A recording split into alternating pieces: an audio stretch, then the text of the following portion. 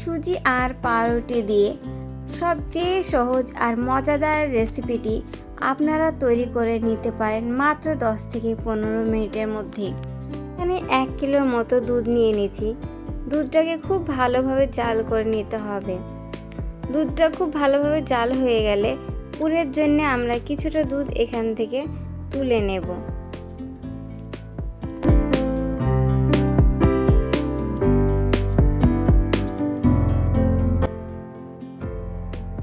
এবার দুধের মধ্যে দুটো এলাচ দিয়ে দিব, যাতে দুধ থেকে একটা সুন্দর ফ্লেভার আসে।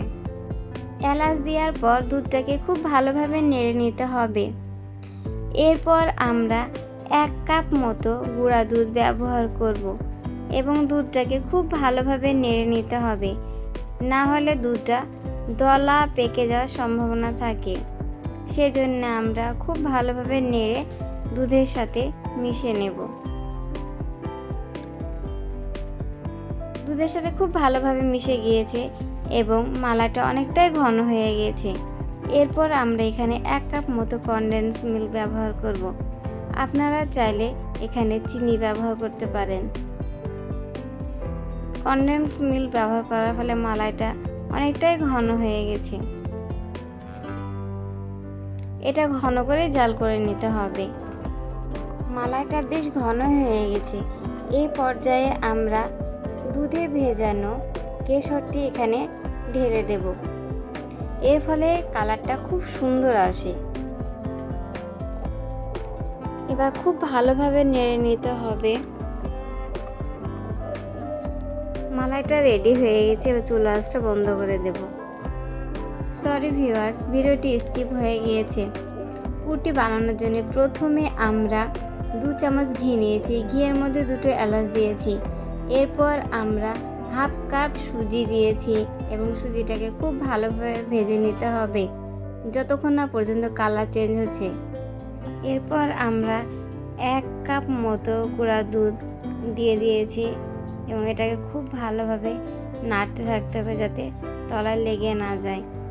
এরপর আমরা আগে থেকে তুলে রাখা দুধটা এখানে ঢেলে দেব এবং এটা অনবরত নাড়তে থাকতে হবে যাতে তলায় লেগে না যায়।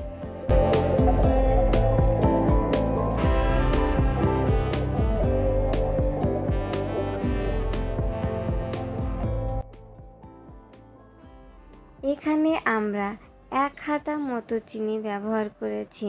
আপনারা যেরকম মিষ্টি পছন্দ করেন সে অনুযায়ী চিনিটা কম বেশি করতে পারেন। চিনিটা দেওয়ার পর অনবরত নাড়তে থাকতে হবে, না হলে পুরটা লেগে যাওয়ার সম্ভাবনা থাকে। এই প্রক্রিয়াটি ততক্ষণ পর্যন্ত চালু রাখতে হবে যতক্ষণ না পর্যন্ত পেস্টটা পুরোপুরি ঘন হয়ে আসছে। ততক্ষণ পর্যন্ত আমাদেরকে নাড়তেই থাকতে হবে যাতে তলায় না লেগে যায়। পুরটা যখন কড়া থেকে ছেড়ে দেবে তখন পুরটা পুরোপুরি রেডি হয়ে যাবে। মোটামুটি পুরটা হয়ে এসেছে।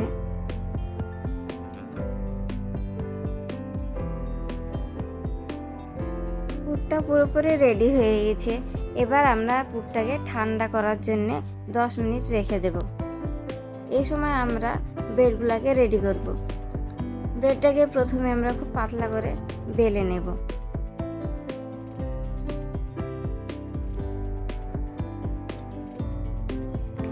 এইভাবে সব ব্রেডগুলোকে পাতলা করে বেলে নিতে হবে। এখানে সব ব্রেডগুলোকেই মোটামুটি পাতলাভাবে বেলে নিয়েছি। সৌন্দর্যের জন্য ব্রেডের সাইডগুলো আমরা কেটে দেব।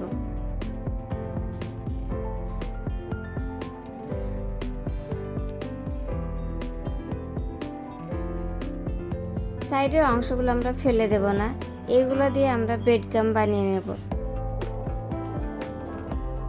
এবার ব্রেডের উপর আমরা পুরটা দিয়ে দেব। পুরটা একটু বেশি করে দিলে টেস্টটা খুব ভালো আসে, ওই জন্য আমরা এখানে একটু পুরটা বেশি করে দেব।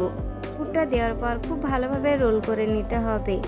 এইভাবে সবগুলোকে এক এক করে আমাদের রোল করে নিতে হবে। আপনারা বাজার থেকে ফ্রেশ ব্রেডটা ব্যবহার করার চেষ্টা করবেন, না হলে রোল করতে গিয়ে ফেটে যাওয়ার সম্ভাবনা থাকে। এবার আমরা আস্তে আস্তে মালাইটা দিতে থাকবো।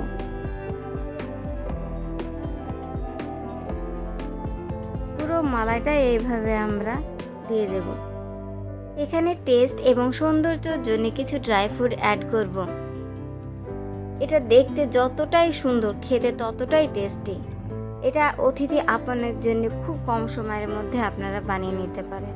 ভিডিওটি যদি আপনাদের কোনো উপকারে আসে তাহলে অবশ্যই একটি লাইক এবং সাবস্ক্রাইব করে দিবেন। সঙ্গে থাকার জন্য থ্যাংক ইউ।